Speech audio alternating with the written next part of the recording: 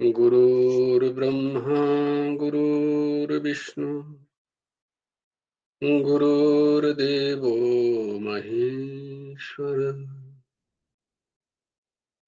गुरुर्साक्षात् परब्रह्म तस्मै श्री गुरवे नमः। कृष्णाय वासुदेवाय हरये परमात्मने प्रणतक्लेशनाशाय गोविन्दाय नमो नमः। कृष्णाय वासुदेवाय देवकी नन्दनाय नन्दगोपकुमाराय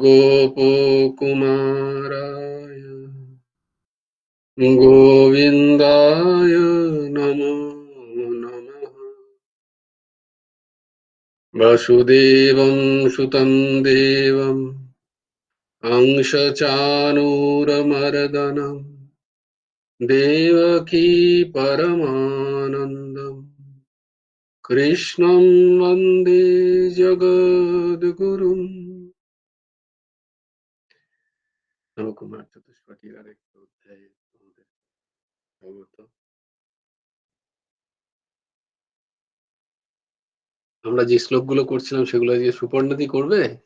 দিদি ফ্রি আছো?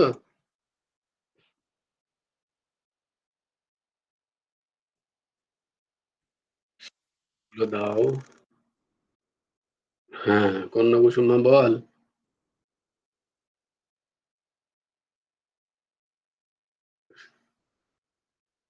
সুপর্ণাদি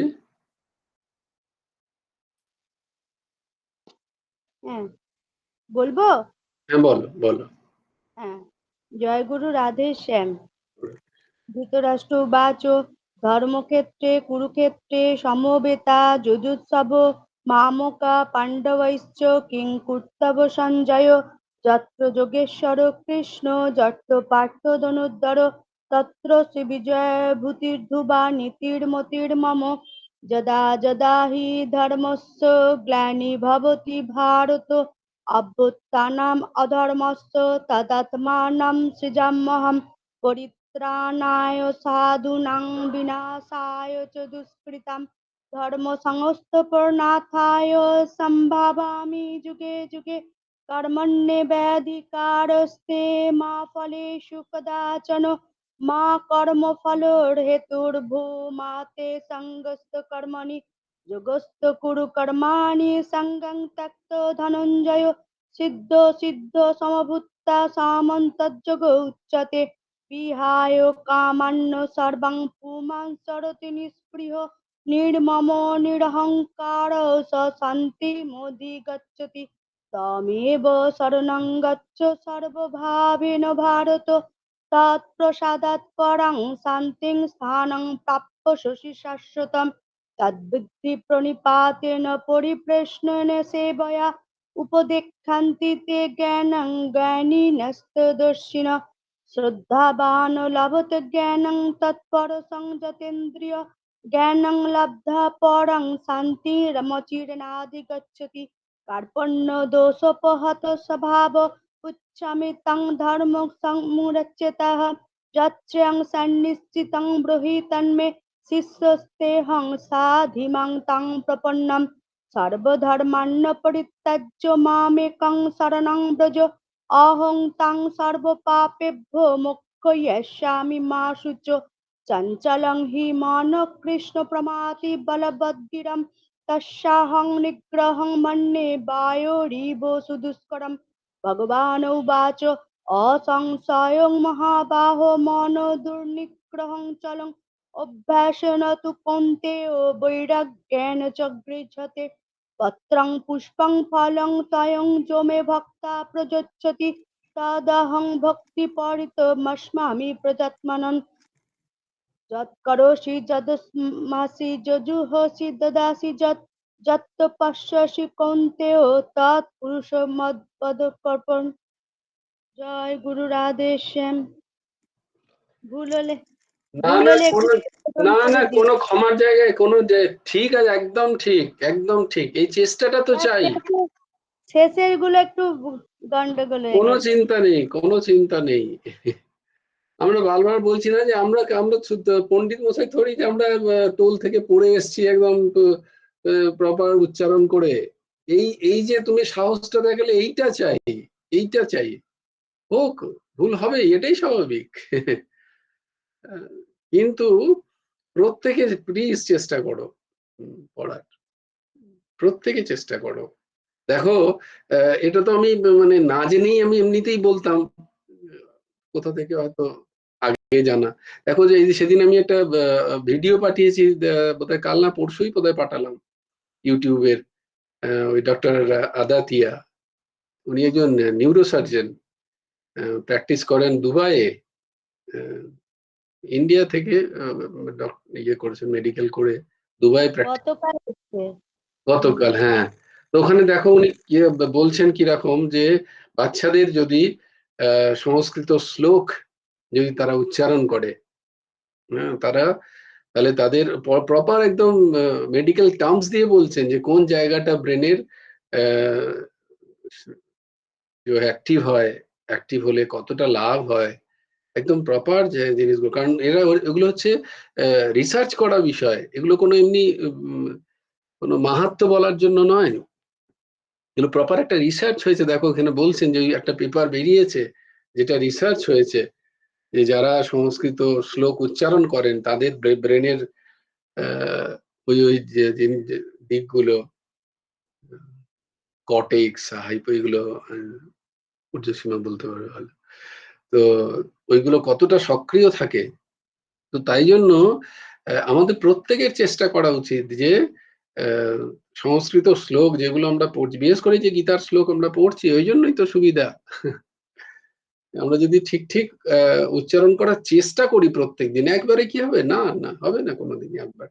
আমাদের প্রত্যেকদিন করতে করতে করতে করতে একদিন নিশ্চয়ই হবে। ঠিক ঠিক উচ্চারণ, এই যে চেষ্টাটা কি হয়, আমাদের ব্রেনটাকে স্টিমুলেট করছে, দেখবে।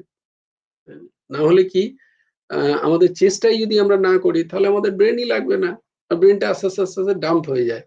হ্যাঁ, যত আমাদের বয়স বাড়ে তত আমাদের গতানুগতিক জীবন, তখন দেখবে অনেকেই বুদ্ধি কাজ করছে না, যেটাকে আমরা অ্যালজাইমার্স ডিজিজ বলি অনেকে, যে ভুলে যাওয়া, ব্রেন না কাজ করা, নার্ভাস ব্রেকডাউন হওয়া। কিন্তু যদি কেউ এরকম আমরা যদি চেষ্টা করতে পারি ঠিক ঠিক উচ্চারণ করার, তো সেই চেষ্টার মধ্যে ব্রেনে একটা চাপ পড়ে। হুম, নিজেরাই লক্ষ্য রাখবে। যে যে উচ্চারণগুলো সঠিক করে শোনা, প্রত্যেকটা বাক্যের উচ্চারণ শোনা এবং সেটা করা, চেষ্টা করা। কারণ এই যে জীব যেখানে যেখানে গিয়ে ছুটছে, সেখানে সেখানে কিন্তু নার্ভস আছে, সেই নার্ভস গুলো ব্রেনে একটা সিগন্যাল পাঠায় এবং তাতে করে আমাদের ব্রেন কিন্তু সক্রিয় থাকে খুব। এবং সেই সক্রিয়তাটা কোনো এক্সর্শনের মানে কোনো ক্লান্তির সক্রিয়তা নয়, সেটা আরো উজ্জীবিত করবে। হ্যাঁ, সেটা আরো বেশি আমাদেরকে এনার্জি দেয়। তো তাই জন্য প্রত্যেক দিন বলছে, দেখো যে সংস্কৃত শ্লোক উনি বলছেন, তাই জন্য, কারণ দাস বললে তোমরা তো শুনবে না, এমনি বলছে। কিন্তু দেখো সাইন্টিফিক্যালি প্রপার পেপার আছে গবেষণার, রিসার্চের পেপার দিয়ে। আচ্ছা, তো যারা ধরো অন্য কাউকেও বললে সেও বলবে কি ফালতু কথা বলছিস, কোনো ধরো বুদ্ধিমান যারা, বাঙালিরা সবাই খুব বুদ্ধিমান, তো তাদের বললে তুমি এই ভিডিওটা তাকে দেখাতে পারবে, সে যে দরকার হলে দেখে নে, নেটে গুগল সার্চ করে নে। আর এরকম একজন একজন মানুষ বলছেন, তিনি তো বাজে কথা বলবেন না, দরকার হলে পেপার গুলো দেখে নাও, রিসার্চ পেপার গুলো, তো তাদেরকেও তোমরা ওটা দেখাতে পারবে, নিজেদের জন্য এবং অপরের জন্য। বিশেষ করে যাদের বাড়িতে ছোটরা আছে তাদেরকে অবশ্যই করাও, এবং এটা আমাদের জন্য কাজে লাগবে। যদ্যপি আমাদের ক্ষেত্রে কি হবে, অনেক দিন ধরে করতে হবে, কারণ একটু সময় লাগবে সেখানে পার্থক্য আনতে। কিন্তু বাচ্চাদের ক্ষেত্রে এটা কিন্তু খুব খুব উপকারী। তাদের কনসেন্ট্রেশন বাড়বে, তাদের কি বলে ওটাকে ইন্টারমিটেন্ট যে কনসেন্ট্রেশন হয়ে গেছে এখন, সবারই হয়ে গেছে, আমাদেরও হয়ে গেছে। তো বাচ্চাদের হয়ে থাকে কারণ তাদের তো দরকার, তাদের তো পরীক্ষা দিতে হবে। আমাদের তো চলে যাচ্ছে সংসার ঠিক আছে ইন্টারমিটেন্ট কনসেন্ট্রেশন। কিন্তু বাচ্চাদের তো দরকার ওদের একটা ওই ইন্টারমিটেন্ট কনসেন্ট্রেশন হচ্ছে ওই ক্ষেপে ক্ষেপে একাগ্রতা, একটুখানি একাগ্রতা হচ্ছে ব্যাস, আর হচ্ছে না, আবার গিয়ে অন্য জায়গায় চলে যাচ্ছে, আবার একটু একাগ্র হচ্ছে, আবার অন্য জায়গায় চলে যাচ্ছে। তাই তো এদের যে পড়াটা আমার ০.৫ ঘন্টায় হওয়ার কথা সেটা প্রায় ২ ঘন্টা লেগে যাচ্ছে। হ্যাঁ, বসেই আছি, বসেই আছি। হ্যাঁ, এটা বাচ্চাদের ক্ষেত্রে হয়তো প্রায়ই সব মা-বাবারাই বলে। তাই যারা, যারা আমাকে বলে আমি তাদের সবাইকে স্পেশালি পাঠালাম। যে তোমরা দেখো কত সুন্দর একটা আ কথা ইনি বলছেন। তো এটা আমাদের প্রত্যেকের জন্য। এটা শুধু আমি বলছি বলে না, এটা তোমাদের নিজেদের জন্য তোমরা প্রত্যেকদিন পাঠ করো এবং চেষ্টা করো উচ্চারণগুলো যতটা পারা যায় সঠিক প্রত্যেকদিন একটু, একটু করে। হ্যাঁ, আ তাহলে কি হয়? উচ্চারণ সঠিক হলে আরো বেশি আ ওই শ্লোকগুলোর যে ব্রেনে যে কাজ সেটা সুন্দর হয়। সেটা সঠিক হয়। এইজন্য। তো তোমরা প্রত্যেকে কালকে কে বলবে? রমাদি বললে এই ধরলো বোধহয় ভাই আমাকে। দিদি বলবে তুমি? না, আমার যে এখন অসহ্য চলছে, গীতা তো ছুতে পাবো না। আমি তো তোমাকে ছুতে বলিনি গীতা, তুমি তো মোবাইল ছুঁচ্ছ। না, তুমি আমাকে তো পরপর পাঠিয়ে দিচ্ছ না। তোমাকে যত দোষ এই আমার না। আগে ভাই ভাই পাঠানো আছে ভাই যে দিদি দোষ হয়, ভাইয়েরই দোষ হয়। ঠিক আছে, ঠিক আছে আমি পাঠিয়ে দেবো। না না, আমার এই কটা দিন চলে যাক, আর হয়ে এসছে। শুক্রবার দিনকে কালকে আমি বলবো আমি এই তারপরে তো বলবো। হয় আমি বীর পরপর কি যেন 3-4 দিন বলে দেবো, তাহলেই তো হবে। হে বীর হই আগুয়ান বলে একটা কবিতা ছিল না আমাদের ওইরকম। হ্যাঁ হ্যাঁ হ্যাঁ, দেখো আধ্যাত্ম স্তরে যদি কেউ কিছু করতে হয় তাহলে কিন্তু বীর হতে হবে। হ্যাঁ, ওইরকম মানে কি বলে লেজ গুটিয়ে অজুহাত। পালানোর জায়গা নেই। এখানে হ্যাঁ, শূরবীর অজুহাত হতে দেখালে হবে। চলবে না। না, হ্যাঁ হ্যাঁ। এখানে ভয় খেয়ে পালিয়ে যাওয়ার জায়গা নেই। এখানে শূরবীর হতে হবে। দরকার না, হলে তুমি আবার কান ধরে টেনে নিয়ে আসবে, ভয় কি? দর- দরকার হলে বুকে বুকে গুলি খাবো কিন্তু সামনে দাঁড়াবো। এইটা হচ্ছে আধ্যাত্মিক জগতে, অত সোজা নয় যে যারা হ্যাঁ খালি দেখো এইটা এই দুটো জায়গা কিন্তু খুব, একটা হচ্ছে যারা বর্ডারে লড়ে আর যারা হ্যাঁ ঠিক ঠিক আধ্যাত্ম চর্চা করে। হ্যাঁ এই দুজনের মনোবল যদি খুব কঠিন না হয় তাহলে তাদের ও ভাঁওতাবাজি, ওসব হ্যাঁ, বলে লাভ নেই। ওই যারা ওই তো। বর্ডারে ওড়ে সেও যদি কেউ বর্ডারে শত্রু আসবে সে তো পালাবে দৌড়ে তখন। আবার তেমনি আধ্যাত্মের ক্ষেত্রেও তাই। চর্চায় যদি কোনো ব্যাঘাত আসে আমরা সঙ্গে সঙ্গে পালাতে চাই। আমরা হার্ডশিপ একদম ফেস করতে চাই না। কিন্তু না, আমি ওই জন্যই বলেছি, মানে না না অন্য না কিছু। দিদি, আমি এটা নর্মাল কথা বলছি, এটা হ্যাঁ মহাপুরুষদের কাছে শোনা কথা বলছি আমি। হ্যাঁ, যে এই পথ হচ্ছে লড়ার পথ। এই পথ কি বলে সংগ্রামী। কাপুরুষদের পথ নয়, একেবারে নয়। মিনমিন করার পথ নয়। তৃণাদপি শুনিছেন, কথাটা শুনতে যেমন লাগে কিন্তু হতে গেলে তার বিশাল তার মনোবল চাই, অত সোজা নয়। বৈষ্ণব হবমোর ছিল বড় সাধ, তৃণাদপি শুনিছেতে পড়ে গেল বাদ। এই তৃণাদপি শুনিছ হওয়া কিন্তু খুব কঠিন। ওটা মুখের কারণ কথা। মিথ্যা অহংকার আমাদের জাপটে ধরে বসে আছে। সেই হুম। মিথ্যা অহংকারকে কাটিয়ে সুনীচ হওয়া অত সোজা নয়। কোনো অ্যাক্টিং করলে হবে না, সুনীচের অ্যাক্টিং করলে সুনীচ হওয়া যায় না। তো তাই জন্য শূরবীর হতে হবে। হ্যাঁ? আমার ভাই তো পাশেই আছে, আমার অসুবিধা কোথায়? না সে তো না না আমি তোমার জন্য বলিনি দিদি, আমি আমার জন্য বলছি, আমি সবার জন্য বলছি, না না, এটা আধ্যাত্ম সবার জন্য জগতের। বলছো তুমি, আমি বলছি যে আমার ভয় কিছু নেই, আমার তো না ভাই আছে। না তোমার ভয় কিচ্ছু নেই, বিন্দু মাত্র নেই, তোমার কাছে গুরুদেব আছেন। আমাদের হ্যাঁ, আবার- বুঝতে তো আছে নিশ্চয়ই তাই। আচ্ছা, এখানে মুনমুন মা কিছু বলবে। হ্যাঁ, বলছি কালকে আমি বলার চেষ্টা করব। ও কালকে স্লটটা বুক হয়ে গেল যে শুক্লাদি বললো যে বলবে। ও, তাহলে তুমি কাল হ্যাঁ, পরশু দিন বলো, পরশু দিন। আচ্ছা ঠিক আছে। পরশু দিন বলো, তাহলে আরেকটা দিন পাওয়া গেল। আমার শুক্রবার দিন শেষ হয়ে যাচ্ছে, আমি শুক্রবার রাতে বলবো। হ্যাঁ হ্যাঁ ঠিক আছে, ঠিক আছে, কোনো চিন্তা নেই। তুমি বেশ, আমাকে পাঠিয়ে দিও কিন্তু ভাই। আমি এই ক্লাসের পরেই পাঠিয়ে দিয়েছি, বা আমাদের ঊর্ধ্বসীমা পাঠিয়ে দিস তো। পরপর পাঠাবে, হ্যাঁ পরপর পাঠাবে। গ্রুপে একদম পরপর পরপর গুলো সব একদম শেষ পর্যন্ত পাঠিয়ে দিও। আর বলছি যে কালকে শুনছিলাম, বলছে যে ঘাসগুলো যখন কৃষ্ণ তো বৃন্দাবনে শুধু খালি পায়ে হাঁটতেন, তা গোপীরা বলছে যে ওই যখন ওই ঘাসগুলো তুমি কি হেঁটে করলে? চলে, না ওই না না, ইয়ে, কৃষ্ণ তো খালি পায়ে হাঁটলে, কিন্তু তুমি কি করলে? খালি আমরা পায়ে কি হেঁটেছো না করি জুতো পরে বাবা, হেঁটেছো? আমরা কলিযুগের মানুষ না, আমরা তো চটি পরেই হাঁটবো, নাহলে তো না আমাদের না না না, হবে না। কলিযুগের মানুষ। কলিযুগের মানুষ। এই তুমি এখানে সৎসঙ্গ করে তুমি এই ধরনের কথা বললে না, তুমি না না শোনো, বলি আমি বলি, শুনবো না, আমরা আগে আমরা শুনবো কলিযুগের মানুষকে গাড়িতে বলো আগে। করেছি, গাড়িতে চটি কলিযুগের রাখতাম। মানুষকে আগে সেটা বলো। এই এই কলিযুগে এখানে আমরা কি ক্লাসে পাই? সৎসঙ্গ করবে আর উল্টো হ্যাঁ, পাল্টা বললে তো চলবে না। বলো কলিযুগের মানুষকে। একবারে বাস্তবটাকে ছেড়ে কি করে দেবো, ধরো ওইটাই তো আমাদের সঙ্গে চলে এটাই আসছে। বাস্তব, এইখানেই সমস্যা। হুম। আমার এইখানেই ঝগড়া তোমাদের সাথে। তোমাদের মনকে এত কুক্ষিগত, এত ছোট করে রেখেছো কেন? কোনটা বাস্তব? তাহলে কি বলবো বলো, তাহলে কি বলবো বলো? না, আমি বলছি কলিযুগ, কলিযুগ কাকে বলে সেটা বলো। তোমরা এইটাতে কেন না বেঁচে তোমরা কেন অপরেতে বাঁচছো? তোমরা কেন সমাজে বেঁচে আছো? সমাজটা বাস্তব না শাস্ত্র যেটা বলছে সেটা বাস্তব? শাস্ত্র যেটা বলছে সেটাই বাস্তব। তো সেটা যদি বাস্তব হয় সেখানে কেন বাঁচবো না আমি?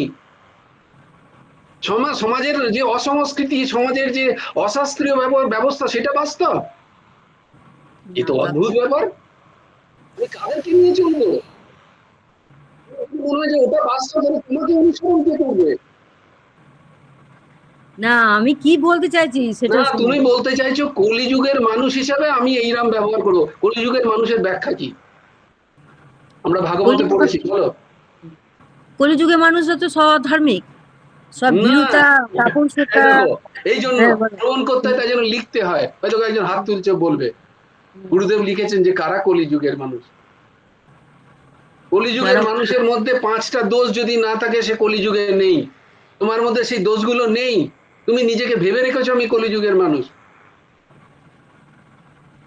নিজের নিজের যে মহান ব্যক্তিত্ব আছে ভেতরে, সেটাকে চেনো আগে।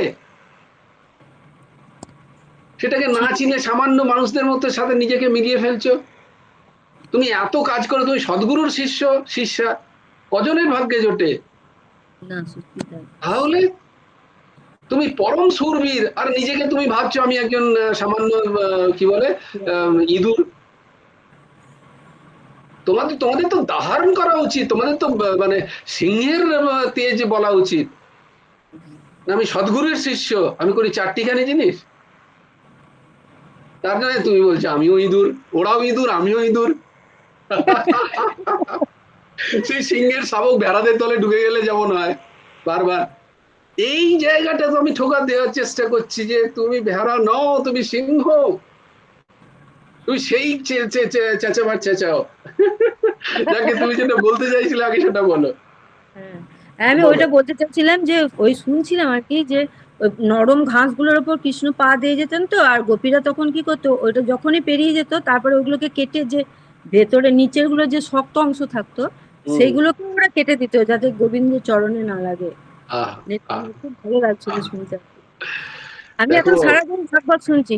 এরপর থেকে যখনই বৃন্দাবন যাবে, প্রত্যেকের কাছে অনুরোধ, যারা যারা শুনছো এখানে বা যারা যারা শুনছো ইউটিউবে, যদি এই দাসকে কখনো শোনার সুযোগ হয় কারণ, বৃন্দাবনে গেলে চটি খুলে রাখবে ঘরের ভেতরে।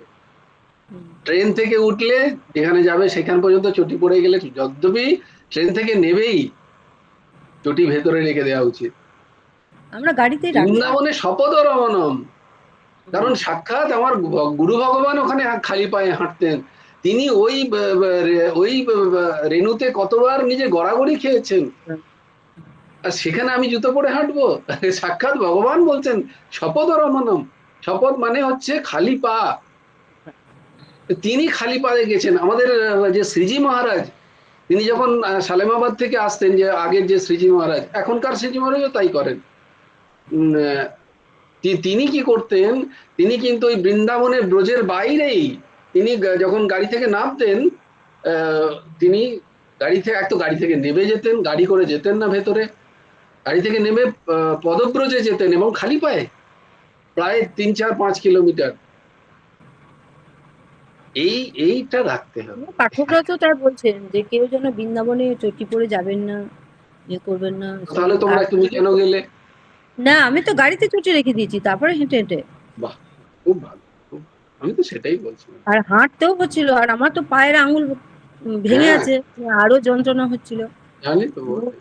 হ্যাঁ, আর না, আর একটা কথা বলছিলাম, হুম, বলছি যে শ্রীজি মহারাজের যে আশ্রমটা রয়েছে না, হুম, ওখানে ভেতরে ঢুকলাম আমি।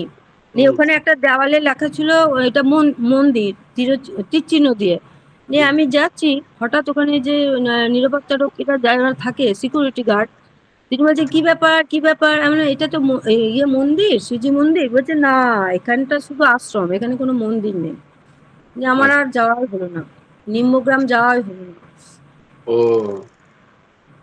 না, মূল যে আমাদের শ্রীজির যে নিম্বার্কাচার্য যে মন্দির, যেখানে গুরুদেব অবস্থান থাকতো। করতে, হ্যাঁ, সেটা হচ্ছে তোমার, সেটা দেখতে পেলাম না। সেটা হচ্ছে তোমার নিধু বনের কাছে। ওটা সেই নিধুবনের কাছে। ওই দাদা বললো, আমার বর্দা বললো যে, বর্দা তো অনেকবার গেছে, হ্যাঁ, বর্দা বললো ওখান থেকে গাড়ি করে যেতে হবে নিম্নগ্রাম। এবারে না, আমাদের তো অত সুবিধা নিম্বগ্রামে তো গুরুদেব থাকতেন না, গুরুদেব না, এইখানে থাকতেন। হুম। হ্যাঁ, এই হ্যাঁ, নিম্বার্কা। তিনি কোথায় ছিলেন, কোথায় বসে সাধনা করেছিলেন, সেটা দেখারও খুব ইচ্ছা ছিল, কিন্তু হলো না। হ্যাঁ, তো ওটা তুমি ওটা একবার যদি খুব ইচ্ছা মহারাজকে ছিল। ফোন করে নিতে, মহারাজ বলে দিতেন তোমার। আর ওই ফোন যে তখন কাজ করছে না, কিছু না। নিধু বনের কাছে যে নিম্বার্ক আশ্রম আছে, সেখানে গুরুদেব আমার খুব ইচ্ছে ছিল ওইটা দেখার, ওই হ্যাঁ, জায়গাটা। ওইখানে অবশ্যই আমাদের একবার যাওয়া উচিত। যাওয়া উচিত। এই দাসের দেখি। সুযোগ হয়েছে গুরুর দয়ায় একবার। আচ্ছা, ভাইয়ের সাথে আমরা সবাই যাবো কিন্তু। ভাই একা চলে গেলে হবে না, না, বলছি আমাদেরকে আমার সবাই সুযোগ হয়ে যেতে গেছে এই হবে। দাসের। কবার হয়েছে? দুবার? একবারই গেছিলাম, দিয়ে অনেক রাত্রে ফিরে আসছি, তখন ঠাকুরকে ফোন করে ঠাকুর বলে ওইখানে আছে যাও। ওখানে হুম। গেলাম, দরজা বন্ধ, কিন্তু তবুও বলে তারা দরজা খুললো, বিশাল দরজা। বাবা আমাকে ভেতরে ঢুকতেই দিচ্ছে না, বলছে না না না, এটা মন্দির নয়, এটা না, না, আশ্রম। না, ওখানে ওইটা নয় তো, ঠিকই বলেছে, না, এইখানে মন্দির আছে, আচ্ছা, এখানে আমরা ওটা মন্দির। জানি হুম, না, আবার যদি যেতে পারি কোনোদিন। হুম, নিশ্চয়ই। শুক্লারা তো যাচ্ছে, শুক্লারা যাচ্ছে 10ই নভেম্বর। আচ্ছা, বেশ। হ্যাঁ, শুক্লাজি যাচ্ছে তো দিদি, খুব সাবধানে বৃন্দাবন ভ্রমণ করবে। আহ, অবশ্যই। তো আমরা ছিলাম দশম অধ্যায়ের 41 নম্বর শ্লোক আমরা করব আজকে। ইয়দ ইয়দ বিভূতি মৎসত্যম শ্রীমদূর্জিতমেব বা, ইয়দ ইয়দ বিভূতি মৎসত্যম শ্রীমদূর্জিতম এব বা, তত্তদেবাবগচ্ছত্বম মমো তেজোশসম্ভবम् তত্তদেবাবগচ্ছত্বম মমো তেজোশসম্ভবम् ইয়দ ইয়দ বিভূতিমৎসত্বম শ্রীমদূর্জিতমেব বা, তত্তদেবাবগচ্ছত্বম মমো তেজোহং সসম্ভবম। ইয়ৎ ইয়ৎ সত্যম, যে যে বস্তু বিভূতিমত ঐশ্বর্যযুক্ত, শ্রীমত বা শোভাযুক্ত এবং ঊর্জিতম বলসম্পন্ন, তত্তত্ত্বম সেই সব, তুমি মম এব আমারই, তেজঃ তেজ, অসম্ভবম, অস অসম্ভব অংশ থেকে উৎপন্ন বলে, অবগচ্ছ জানবে, যে যে বস্তু প্রাণী পদার্থ প্রভৃতি ঐশ্বর্যযুক্ত, শোভাযুক্ত এবং বল সম্পন্ন, সে সবই তুমি আমারই তেজ যোগ অর্থাৎ সামর্থ্যের অংশ হতে উৎপন্ন বলে জানবে। যদ ইয়দ ইয়দ বিভূতিমৎ সত্ত্বম শ্রীমদূর্জিতমেব বা, এই জগৎ সংসারে যে কোনো সজীব নির্জীব বস্তু, ব্যক্তি, ঘটনা, পরিস্থিতি, গুণ, ভাব, ক্রিয়া প্রভৃতিতে যা কিছু বিশেষ ঐশ্বর্য, শোভা বা সৌন্দর্য পরিলক্ষিত হচ্ছে, দেখতে পাওয়া যাচ্ছে, যার মধ্যে যা বলবত্তা দেখা যায়, বিশেষ বলবান, যা কিছু বিশেষতা, বিলক্ষণতা, যোগ্যতা তুমি পরিলক্ষিত করবে, তা আমারই শক্তি বলে জানবে, আমারই কোনো না কোনো শক্তির কোনো অংশ থেকে সেই বিভূতির উৎপন্ন, এইটি বলে যেন। তাৎপর্য হলো যে তাদের এই বিলক্ষণতা আমার যোগ থেকে, আমার সামর্থ্য থেকে, আমার ঐশ্বর্য থেকে প্রকটিত, আমারই প্রভাব থেকে এদের স্থিতি। তুমি এরকম জানবে অর্জুন। তাই যা যা কিছু এই জগৎ সংসারে, তা কোথাও আমি ব্যতীত কোথাও কোনো বিশেষত্ব নেই, এটা জানো।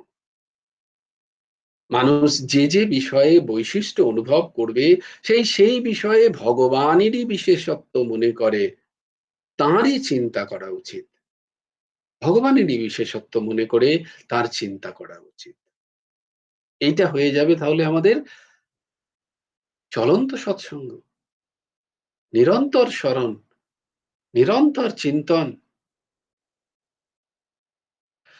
যেমন পতিব্রতা স্ত্রী মনে মনে যদি নিজের স্বামীর বদলে অন্য কোনো পুরুষকে চিন্তা করেন, তবে তার পতিব্রতা যেমন ধর্ম, সেই ধর্ম যেমন ভঙ্গ হয়, তেমনি আমরা যদি ভগবান ছাড়া অন্য কোনো বস্তুর বৈশিষ্ট্যে যদি মন আকর্ষিত হয়, এইটা বারংবার বলা,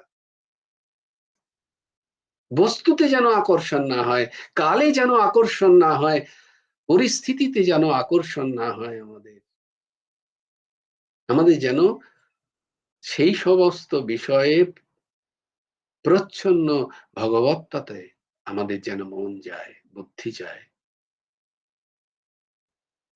যদি তা না যায়, তাহলে এটা হয়ে যাবে ব্যভিচারী ভক্তি, তাহলে এটা ভগবানের শুদ্ধ ভক্তির পর্যায়ে আসবে না। তাই ব্যভিচার দোষ হয়, অর্থাৎ ভগবানে অনন্য ভাবের যে ব্রত, তা ভঙ্গ হয়। কারণ ভক্তি মার্গে অনন্যতার প্রয়োজন, না অন্য।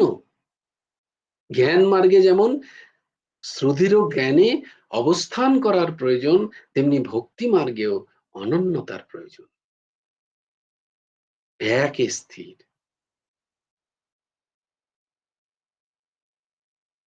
সেখানে অনেকের ক্ষেত্রেই হয় যে কখনো হয়তো এই দাস বলে উঠলো, তাও কেউ হেসে ফেলে, ও এখানেও গুরুদেবের কৃপা। কারণ স্বাভাবিকভাবে মনের মধ্যে তো সেই ভাব নেই, যদি বলতে বলতে হয়। তাই বলতে বলতে বলতে বলতে এই অভ্যাস যদি করতে পারি, গুরু কৃপায়, গুরু কৃপায়, গুরু কৃপায়, গুরুদেবের কৃপায়, গুরুদেবের অশেষ দয়া, তাই এরাম হলো, গুরুদেবের অশেষ দয়া, তাই এরাম হয়েছে। ভালো খারাপ মন্দ, মনের প্রতিকূল অনুকূল যা কিছু, শরীর খারাপ শরীর ভালো, যা কিছু হোক না কেন, গুরুদেবের কৃপায়, গুরুদেবের কৃপায় আমার আজ খুব জ্বর, গুরুদেবের কৃপায় খুব সর্দি হয়েছে, গুরুদেবের কৃপায় শরীরটা চলছে না। আমি মজা করছি না, আমি দেখেছি এরকম। হ্যাঁ, এক মহাপুরুষের কাছে কিছু কিছু এরকম মানুষ এসছেন, এই দাসও নিচে বসে আছে, সে তারা বলছেন এরকম, তাদের কথায় কথায় তারা কিন্তু বলছেন না যে আমি এসছি, আমি এখান থেকে ওখানে গেলাম, আমি ট্রেন ধরলাম। তাদের কথায় কি বলছে, এই রাম ট্রেন ধরলো, এই রাম টিকিট কাটলো, এই রাম তারপরে ট্রেন ধরলো, এই রাম ওই স্টেশনে নামলো, এই রাম দিয়ে এরম করলো, দিয়ে এই রাম বেশ খানিকটা পায়ে হেঁটে এই রাম দেখতে পেলো আপনার ছাউনি, দিয়ে এই রাম আপনার সামনে বসে আছে, দেখো। নিজে কেউ নেই ওখানে, যাহা রাম হ্যাঁ তাহা मैं नहीं, जहां मैं है तहां नहीं राम, प्रेम की गली अति सांकरी, इथे दोनों ना समाये। সমস্যা হয়ে গেলে এইখানেই, আমরা দুজনকে রাখতে চাইছি, কি করে থাকবেন, থাকবে না। আর ভক্তি মহারানী তো বলা হয় যে তিনি অত্যন্ত লাজুক, অত্যন্ত পতিব্রতা, অত্যন্ত কুলশীলা। তার মধ্যে অহংকারের সামান্য পৌরুষ এসে গেলেই ভক্তিমাতা সেখান থেকে ঘুমটা দিয়ে সরে পড়ে। অহংকারের পৌরুষত্ব যদি কোথাও দর্শন হয়, অহংকার মানে অনহম অহম ক্রিয়তে ইতি অহংকার। কালকেই পড়া হয়েছে।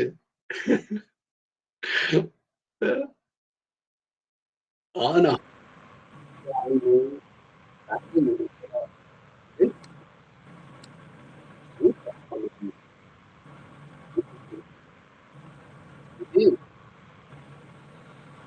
এইভাবে নিজেকে সরিয়ে গুরুদেবকে বসানো, নিজের ইষ্টকে বসানো, নিজের আরাধ্যকে বসানো, এইটা হচ্ছে ভক্তি মার্গ।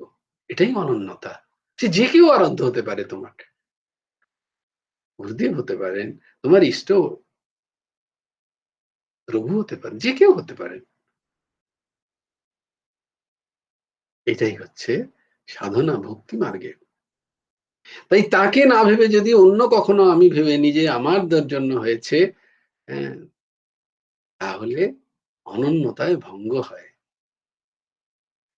জগতে ক্ষুদ্রাতি ক্ষুদ্র বা বৃহৎ থেকে বৃহত্তর বস্তু, ব্যক্তি, ক্রিয়া ইত্যাদিতে যে মহত্ব, সৌন্দর্য ইত্যাদি সব দেখা যায়, যে সমস্ত মূল্যবান বিষয় আমাদের কাছে প্রতীয়মান হয়, সেই সমস্ত মূল্যবান বস্তুতে যে মূল্য নিক্ষেপ্ত হচ্ছে, মূল্যতা যে বোধ, এটা যে বিশেষ বোধ সাথে হচ্ছে, তা একমাত্র ভগবানের সমস্ত ঐশ্বর্যের কোনো না কোনো অংশ থেকে তা প্রকটিত জানতে হবে। সেই পরমাত্মার ছোঁয়াতেই এই সমস্ত বস্তুতে সৌন্দর্য, সুখ, আকর্ষণ ইত্যাদি প্রতিভাত হয়। তিনি ব্যতীত এটা সম্ভব নয়। তাই এই সমস্ত পরিলক্ষিত হলে, এই সমস্ত আমি যদি দেখতে পাই, তাহলে সেই ভগবানেরই স্তুতি করা উচিত, বন্দনা করা উচিত, পূজন করা উচিত। মানসিক, আহা, তার কি অপূর্ব সৃষ্টি! এইরকম খুব সতর্কতার সাথে নিরন্তর বিচার করা উচিত, এবং এই বিচারের মাধ্যমে নিজের অন্তঃকরণে দেখা উচিত যে প্রতিক্ষণ বিনাশশীল এই যে বস্তুতে আমাদের সুখ অনুভূত হয়, সেগুলো ওই বস্তুটার হওয়া কি করে সম্ভব? সে পেল কোথা থেকে? তার অর্জন এলো কোথা থেকে? এই বিচার করা উচিত আমাদের। যা প্রতি মুহূর্তে নষ্ট হয়ে যাচ্ছে, কোন বিষয়ে যা কিছু আমরা দেখছি, তা প্রতি মুহূর্তে যা ক্ষয়োন্মুখ,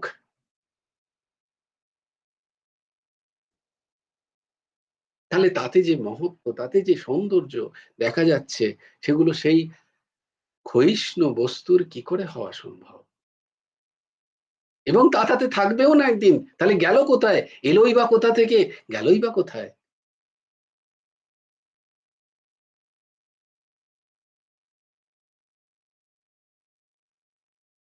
যেমন ভাবে উদাহরণস্বরূপ বলে যে এই সমস্ত যে বৈদ্যুতিক যত যন্ত্র আছে, সেখানে বিদ্যুৎকে তো আমরা দেখতে পাচ্ছি না।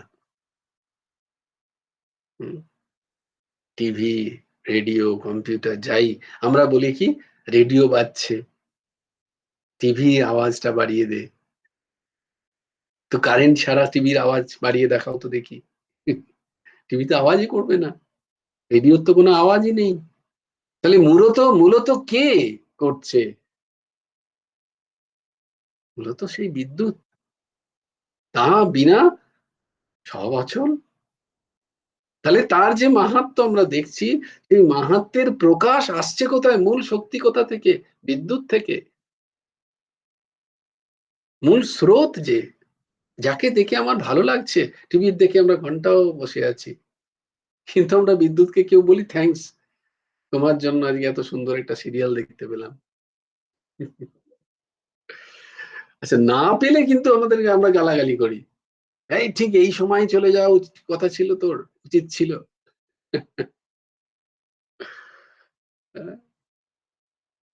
ঠিক তেমনি ভাবে খুব সিরিয়াস, কিন্তু দেখলাম এক জায়গায়, এটা যখন এগুলো যদি উপলব্ধি হয়, তখন মানুষের এইসব কথাগুলোয় হাসি পায়। কিন্তু সেটা তো কঠিন একটুখানি। এই দুদিন আগেই বোধহয় তোমরা যদি বাংলা খবরের কাগজ পড়ো, আমিও খুব একটা পড়ি না, কোথাও একটা ফ্ল্যাশ হলো যে কোন একটা জায়গায় কোন আগে ছাড়ো। তো তো সেখানে এমন এমন ঘটনায় মানুষের বুদ্ধি বিকল হয় তাদের সৎসঙ্গহীনতার জন্য। তারা ভাবে ওটা ভগবান করেছেন বুঝি। কোনো কোনো যেটা আমাদের মন গ্রহণ করতে পারে না এরকম কোনো ঘটনা। আমরা ভাবি ভগবান কেন এত নিষ্ঠুর? ভগবান কেন এত নির্দয়? আমরা তখন কেউ ভাবি না। আমাদের মধ্যে তখন বিবেক কাজ করে না। কারণ আমাদের সৎসঙ্গহীন মন। কারণ যখন যে বস্তু ছিল তখনও সেখানে আমরা ভগবানকে দেখতে পাইনি। তখন আমাদের অজ্ঞান শুধু রূপ আর নামকে দেখেই ফেঁসেছিল। তাই জন্য যখন সেই রূপ নাম থাকে না, তখন আমরা ভাবি ভগবান নিষ্ঠুর। নাও বোঝো। নাম রূপের অভাবে জগৎ সংসারে এই চলছে। সবাই অজ্ঞান অন্ধকারে সুন্দর কাটাচ্ছি আমরা। প্রত্যেকটা দিন চলে যাচ্ছে, ক্ষণ চলে যাচ্ছে। এই অজ্ঞানের উপলব্ধি নেই আমাদের। তাই ভগবান বলছেন, তুমি যে যে স্থানে যে যে বিষয়ে কোনো বৈশিষ্ট্য, মহত্ব, সৌন্দর্য, শক্তি ইত্যাদি দেখবে তা সবই আমার, সেগুলির নয়। এইটা জানো, তা সবই ভগবানের।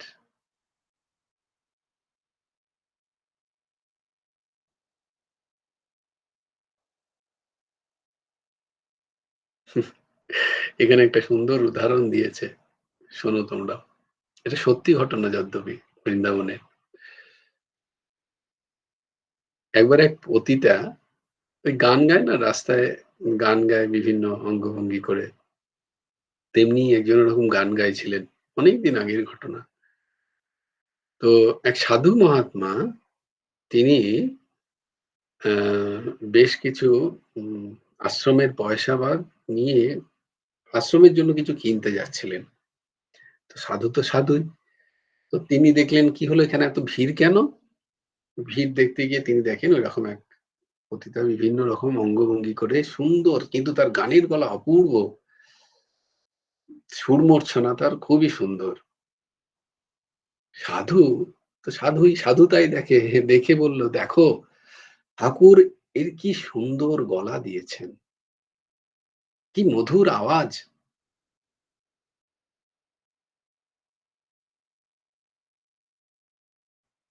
তো পুরো ঘটনাটা হচ্ছে সাধু তার যখন ওই অনুষ্ঠান শেষ হয়ে গেল, সবাই যখন চলে গেল, সাধু কিন্তু দাঁড়িয়েই আছে। তার দিকে একদিকে তাকিয়ে। সবাই ভাবছে ভাই সাধু এরকম তাকিয়ে আছে। সে যখন চলে যায় তিনি ওই যে যিনি মা তিনিও অবাক। উনি সাধু এরকম গেরুয়া বাস ধরে আমার দিকে এরমভাবে তাকিয়ে আছেন। বলছে, "না, না আমি তোমার দিকে তাকিয়ে নেই। তুমি ভুল করছো। আমি তো তোমার মধ্যে লুকিয়ে থাকা যে গুণ সেটা যে ভগবত্তার, ভগবানের যে কি অপূর্ব গুণ তোমার মধ্য থেকে প্রকটিত হচ্ছে তুমি জানো না। তুমি ভুল জায়গায় সেটাকে বিতরণ করছো। আমি সেই চিন্তন করছি তোমায় দেখে।" বললো, "তাহলে কি করতে পারি?" বললো, "আমি এই আমার থলেতে যত পয়সা আছে আমি সব তোমায় দিয়ে দেব। প্রচুর পয়সা তখনকার দিনে। সব আমার তোমায় দিয়ে দেব। তুমি যে নৃত্য বা যে সুর এখানে গাইলে ঠিক সেই নৃত্যই আমার উম শ্রীজি শ্রীনাথজির তিনি পূজারী ছিলেন। আমার শ্রীনাথজির সামনে একদিন গিয়ে করবে।" বলে, "শ্রীনাথজি তো?" তিনি বললেন, "এরকম আমার পূজ্য আমার উপাসিত ঠাকুর বৃন্দাবনের।" বলে, "তাহলে আমায় কি করতে হবে?" বলল, "কিছু করতে হবে না। আমার সাথে কিছুদিন থাকতে হবে তোমাকে। কারণ ওখানকার নিয়ম কায়দা আমাকে শেখাতে হবে তোমায়। তারপরে তুমি তোমার কলা আমার শ্রীনাথজির সামনে দেখিও।" তো সেই সাধু মহাত্মা সেই পতিতাকে নিয়ে এলেন। বৃন্দাবনে রইলেন। সবাই দিকে চারদিকে ঢিঢি পড়ে গেল। এ তো পদস্খলন হয়েছে, এ তো এইরকম চারিদিকে তার ঢিঢি পড়ে গেল। তাতে তার কিছু যায় আসে না। গুরুদেবের একটা দোহা আছে। হুম, हाथी चले बाजार में कुत्ते भूखे हजार। हाथी चले बाजार में और कुत्ते भूखे हजार। साधु का दुर्भाव नहीं जब निंदे संसार। তাই সাধুর কোনোদিন এরকম আচরণ দেখে ফট করে নিন্দা করে বসো না, কিন্তু অপরাধে তুমি ফাঁসবে। কারণ সাধুদের চেনা মুশকিল, তাদের ব্যবহার চেনা খুব মুশকিল। তাই ফট করে নিজের বুদ্ধি লাগিও না কখনো যাবৎ সাধু মহাত্মাদের দেখে। তোমার পছন্দ না হলে, তোমার অনুকূল না হলে তাকে প্রণাম করে সেখান থেকে তুমি চলে যাও। তার কখনো কখনো কোনো সাধু মহাত্মার, সবার কাছে অনুরোধ করছি, এই জন্য তীর্থস্থানে গেলে শুধু অসুবিধা আমাদের এখানেই হয়। আমাদের তো আমরা বুদ্ধি লাগাই সেখানে গিয়ে, ও তো এরম করছিল, ও তো এরম করছিল। এতে আমাদের পাপ আমরা আরো বেশি বেশি সংগ্রহ করি। তাই কোন সাধু মহাত্মাদের দেখার দরকার কি তোমার? তিনি তো বলেননি আমাকে দেখো। কখনো কোনো সাধু মহাত্মার আচরণের নিন্দা করো না।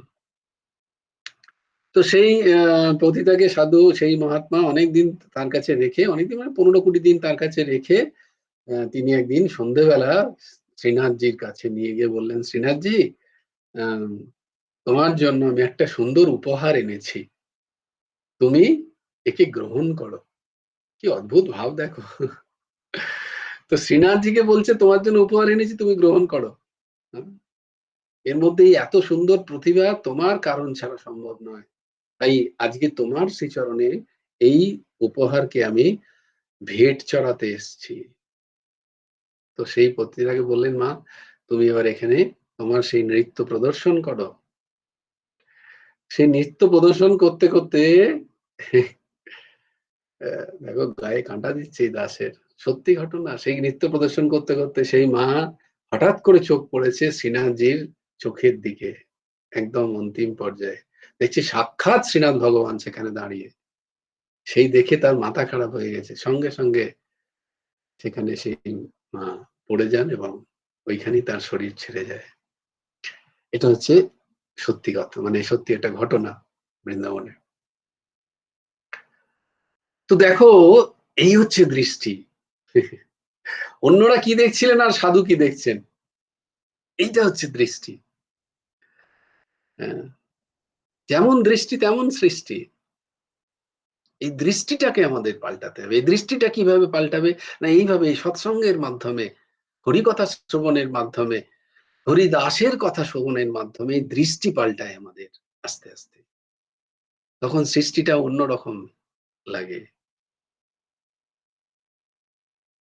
তাই সেই সুরের যে আকর্ষণ, মিষ্টতা, তা প্রকৃত ভক্তি ভগবানের। তেমনি সুন্দর ফুল দেখলে আবার মনে পড়ে গেল, এরকমই আবার হয়েছে। একটা বাড়িতে গাছে বিশাল ফুল হয়েছে। তো বাড়িটাতে তো গেট লাগানো আছে, বড় বাড়ি। তো খুব সম্ভবত কবিরজি বোধহয় যাচ্ছিলেন। তার খুব ইচ্ছা হলো যে সরকারের জন্য, তিনি রামজিকে সরকার বলতেন, তো সাহেবের জন্য তিনি ফুল নিয়ে যাবেন।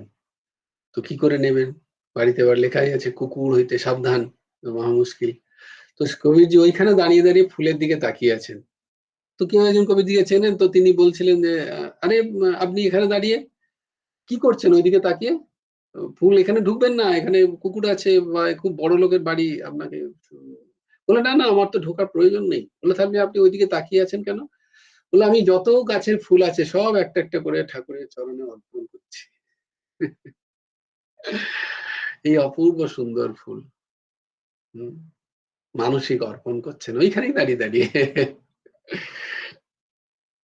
ভগবান এই ফুলে কি সৌন্দর্য দিয়েছেন। এই সব কিছু যার যার মধ্যে যা যা সৌন্দর্য দেখতে পাচ্ছ, বিশেষত্ব দেখতে পাচ্ছ, মহত্ব দেখতে পাচ্ছ, যখনই দেখতে পাবে ভগবানের কথা চিন্তা করো। আহা, প্রভুর কি অপূর্ব লীলা, তিনি এর মধ্যে কি অপূর্ব গুণ দিয়েছেন, যার মধ্যে যে গুণই দেখতে পাচ্ছ। এইভাবে যেখানে যা কিছু আমাদের দৃষ্টিগোচর হচ্ছে, তা সবই ভগবত তত্ত্ব থেকেই আহরিত। এই ভাব নিয়ে আমাদের দৃষ্টি, আমাদের চলতে পারলে আমাদের আলাদা করে, হ্যাঁ, যদ্যপি তারও গুণ আছে, বলছি না যে শুধু এইটাই করো, সেটাও করো আবার এটাও করো, আলাদা করে পুজোর প্রয়োজন কম হয়ে যায়। একজন এরকম সাধু, তিনি নিরন্তর মৌন থেকে নাম করতেন, বহুদিন মৌন আছেন। তো একজন এসে বলে, আরে, তো তাকে যারা রাধে রাধে করতো বা রাধেশ্যাম বলতো বৃন্দাবনে, নয় রাধে রাধে বলবে, even এত সুন্দর লাগবে তোমাদের, ওখানে রিক্সাওয়ালারা কিন্তু হয় ইয়ে দেয় না, বেল দেয় না, ওরা ওখানে রাধে রাধে মানে সরো আর কি। আহ, রাস্তায় রাধে রাধে বলবে তোমাকে। অদ্ভুত, একবার অদ্ভুত। তো উম, বা রাধে শ্যাম বলে ডাকে ওখানে। তো তো তাকে যারা বলতো তিনি কিছু বলতেন না, চুপ করে থাকতেন। একজন বলতেন, ভাই তুমি তুমি কথা বলো, বোবা তো নও, তুমি কথা বলো কি বলো না? তো তিনি বলেন, হ্যাঁ আমি কথা তো বলি। বলে, তাহলে তুমি, আমরা সব রাধে রাধে বলি তোমাকে, তুমি কোনো উত্তর দাও না তো? রাধেশ্যাম বলি, সেখানেও কোনো উত্তর দাও না কেন? বলে, কারণ আমি রাধেকে রাধে রাধে বলছি সবসময়। जब मैं राधे श्याम को जुगल किशोर के नाम सुना रहा हूँ, तो तुम लोगों को सुना के क्या फायदा? এই ভাব দেখো। হুম, যদ্যপি ওটাও ভালো, সবটাই। তো এগুলো বিভিন্ন যে দৃষ্টিকোণ তোমাদের আমি দেখাচ্ছি আধ্যাত্মিক স্তরে, এইভাবে আমাদের সৎসঙ্গ আমাদের দৃষ্টির পরিবর্তন করে, আমাদের মনের পরিবর্তনের সাথে সাথে আমাদের ইন্দ্রিয়ের গ্রহণযোগ্যতারও পরিবর্তন ঘটায়, দেখবে আস্তে আস্তে। जय जय श्री राधे, जय जय श्री सीताराम, हर हर महादेव। भज गुरु हेमंत देव राधे श्याम, जप हरे राम। जय जय श्री राधे, जय जय श्री राधे, जय जय श्री राम। হরি বল, হরি বল, হরি হরি বল। জয় গুরুদেব, জয় গুরুদেব, জয় গুরুদেব। জয় জয় পরমহংস ঠাকুর শ্রী শ্রী হেমন্ত দেব জিউর জয়। জয় গুরু রাধে শ্যাম, রাধে শ্যাম, রাধে শ্যাম, শ্যাম শ্যাম রাধে রাধে, রাধে কৃষ্ণ, রাধে কৃষ্ণ, কৃষ্ণ কৃষ্ণ, রাধে রাধে। জয় গুরু শ্যাম। শ্রী গুরার্পণমস্তু, শ্রী হেমন্ত দেবার্পণমস্তু। সবাই ভালো থেকো, সুন্দর থেকো, সুস্থ থেকো। জয় গুরু রাধেশ।